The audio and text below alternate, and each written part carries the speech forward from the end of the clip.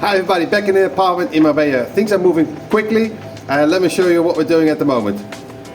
So let me show you. As you see in the previous videos, we marked out where we're going to have to put the sockets and electricity lines and the plumbing, etc. So now all the walls have been carved and all the piping have been prepared. So all electricity lines are now here, even where the boiler is going to be. We started already with the plumbing as well. You can see the white lines there.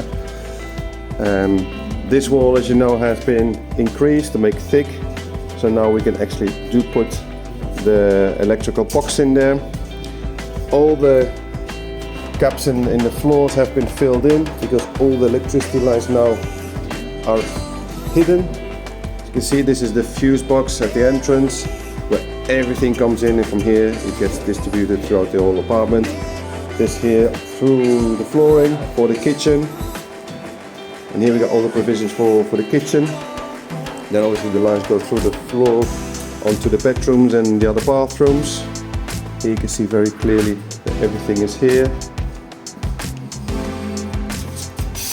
And in the master bedroom we got the electricity lines here. We got the two coming from the ceiling because we're going to have some pendant lamps here. And now we're doing the plumbing. As you can see, we got here the controls for the shower and a niche above, so we can put the shampoo there. So here I can explain very well in the second bathroom that all the plumbing has been done. As you can see, these are the controls for the taps of the bathroom furniture. Then we have here the controls for the shower and its niche.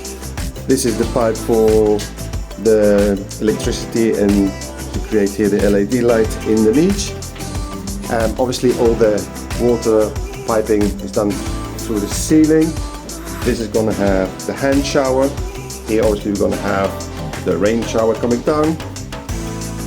Another good thing, the regulations say every bathroom and kitchen where there's water, they have to have their individual valve to close down. So we got the water and the hot and the cold water here individually.